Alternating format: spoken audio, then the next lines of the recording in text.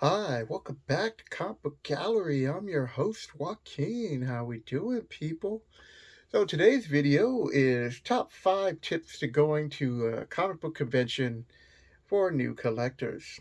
And, a couple other tips on like finances for like old school collectors like myself who sometimes just need a reminder. Okay, so I just condensed it down to 5 tips just to help out new people and like-minded, budget-minded, whatever-minded. I got lost on train of thought there.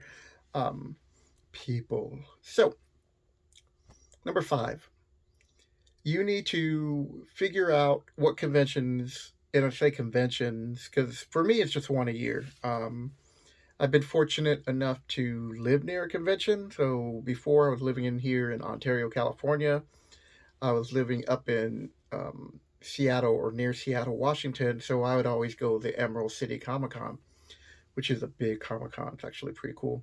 Get a chance to go out there and check it out. But I have another comic book convention that I'm close to. Actually, it's like two. So the major one's the San Diego Comic Con. Um, I don't know if I want to. I mean, eventually I probably will. I'll get together with some friends. Excuse me, some friends to make that trip. But you do need to plan. That's why number 5 is essential starting out. So plan out how many conventions you want to go to a year.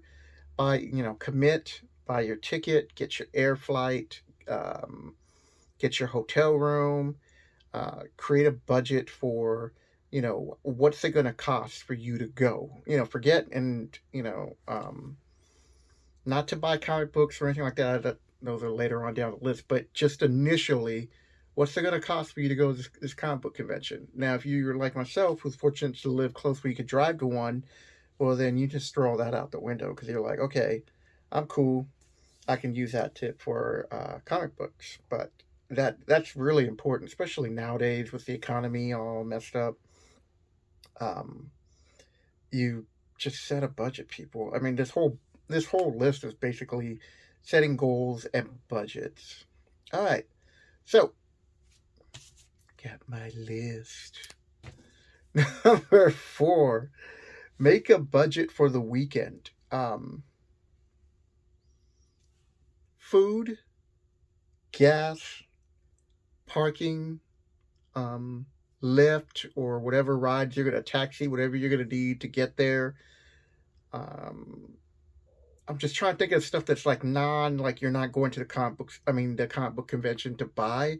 That's what you need to think, like, what am I going to pay for? Because the farther off in advance you can plan these, the smoother your trip's going to be. So for me, every year I know I'm going to the Ontario Comic Con, the Revolution. So my sister and her family for Christmas, they just bought me the weekend tickets as part of my Christmas present. Thanks, sis. Love you. And, so that's already out of the way. I don't have to pay for a hotel. I don't have to pay for anything else because I live like in the same city as in Ontario as it's being hosted. For everybody else, you need to factor that in. Also, how much food are you going to eat during those weekends? A lot of people say, well, I'm just going to eat, walk across the street, go to McDonald's or whatever it is, and that's fine. But you should really budget to how much money you're going to spend on food and give yourself a little bit extra just in case you're like, nah, I ain't going to McDonald's, man. Because they have like a TGI Fridays or whatever restaurant you like.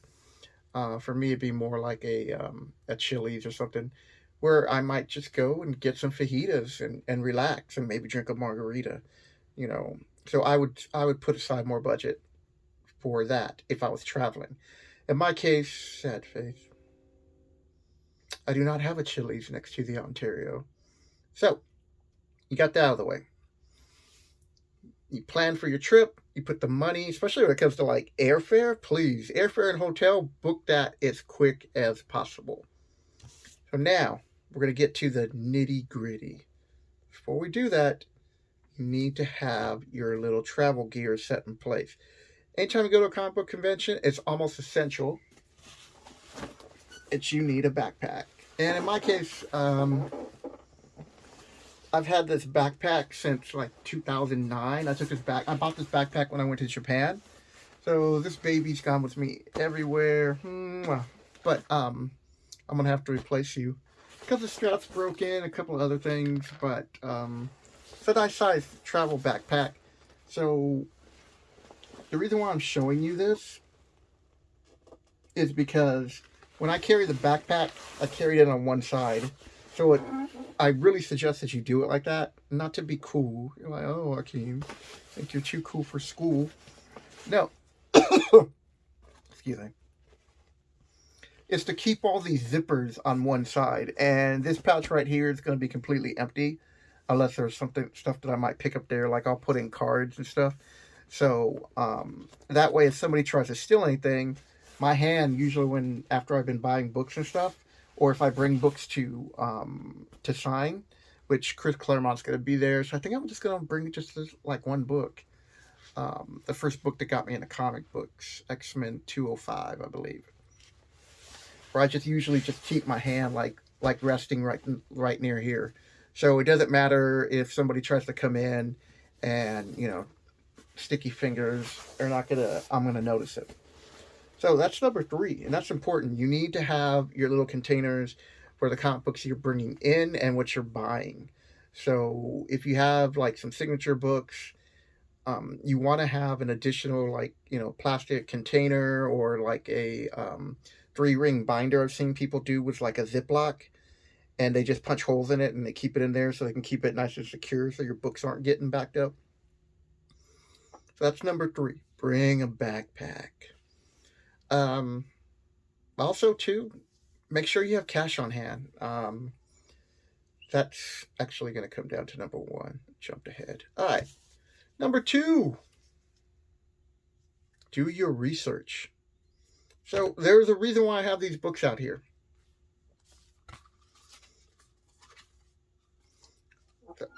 Here's my list. They're like, that's Funko Pops. Yeah, but I want to collect Funko Pops. So do your research. So as you can see up there, you should always have Comic Book Gallery on your Instagram. That's where I show off all my books, my Funko Pops, and anything else I'm just doing for the day. Check it out. Next under there, you're going to want Key Collector. And on your phone, if you don't already have it, is Go Collect and Cover Price. Cover Price will give you 5 free researches on a book per day. Because I'm not so much into the finances where I'm like telling you this book dropped, that book dropped.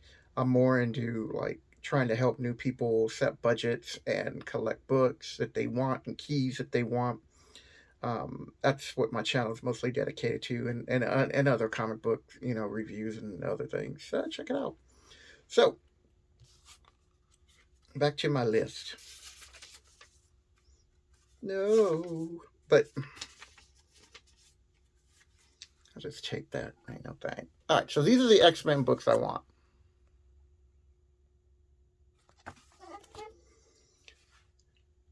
My goal is to collect X-Men 100 to 200. That's my current goal right now. And then eventually it will be, actually it's 100 to 300. And then eventually I'm going to collect the first series. And then I'm going to go back because I want to say it around the 50s or 60s, they started to just duplicate themselves. That's another video, people. X-Men weren't that popular, and sadly there's a reason for that, because some of the characters just didn't pop like the Avengers. It wasn't until Chris Claremont took over that the writing, actually, I don't even want to say it like that. I'm like, it was just different. It's a different style. I definitely want to do a video on that, put a pin in that. But Chris Claremont really helped the X-Men take off, and part of that is Wolverine right there. So you got Wolverine and Kitty Pryde. So you saw my list. Those are the books that I want to collect. Condition is important, but not everything. So I'm going to show you a couple of books that I bought, and you're going to see the 2 distinct conditions. So I bought these first 2 books along with some other X-Men books as part of like a lot. So I bought it more for $142, but this is my placeholder.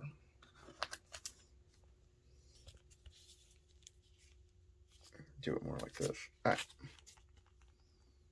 So you should be able to see how jacked up this book looks, especially right there. So I was like, well, I want 142. I still need 141. I'm gonna get this. Stay within your budget upon condition. That's really important. It's like number one. It's like put aside money for comic book budget. I don't know. I'm um, kind of like a couple of things on my head. Like I'm already doing a mental checklist right now, of like what I want to do and prepare for the trip. So, 142. This is in really good shape. And the inside's pretty good, but right here on these edges, you can see a little right here, right there. So, will I replace that book? Maybe, maybe not. I mean, it's not that big of a deal. I'm more into collecting comic books and like investing in them. Like if they go up in value, that's cool. Um, this brings us to like number one with sticking within your budget and looking out for deals. So whatever sites you go to, whatnot. For me, it's mostly eBay. Um, say I saw this book right here.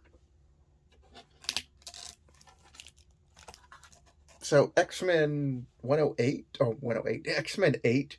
So this is the first appearance of Unity Untouchable. And as you can see, it had at a comic book store, it was for $200.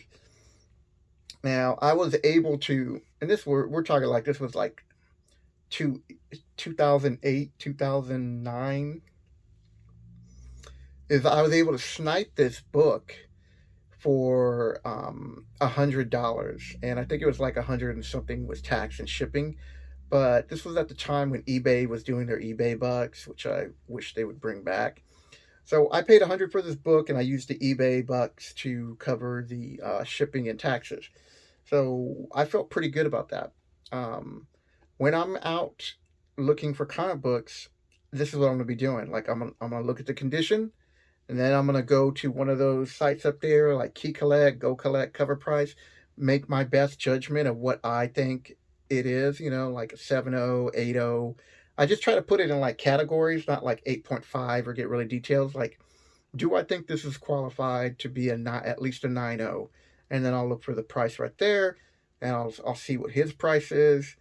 And to be honest, at the time, I thought this book was overpriced when he had it. When he sent it with the sticker was $200. I'm like, what? There's a reason why nobody bought that. So for 100, I thought that was a pretty good deal. You know, I don't know if I'll ever own an X-Men 1. My goal more is to try to get Hulk 181, because I already have Wolverine's second appearance. I have Giant Size X-Men number 1. And that would be another book I might replace because it's got some damage up here on the top. Not on this one, but on the book that I have, it's got like a rip. So, with all that out of the way, you do your research, have fun, man. It's going to be. I've always had a good time going to a convention, and even when I'm just by myself, like don't be afraid to just go out and do things by yourself, especially like going to like conventions and other things, because that's a good way to meet people. I've always met interesting people there, and stay tuned for this weekend because I'll be posting on my Instagram all weekend long anything I see that's cool, all the cosplayers that I find that are interesting, and I'll be showing you what books I buy on top of doing a video for this weekend. So that's it, man. That's my 5 quick tips that apparently I couldn't remember them all. That's why you write them down, people. That's why you write down the books you want. That's why you do your research. So with that, I'll catch you guys next week. Or for those of you who watch over the weekend, man, have a good weekend.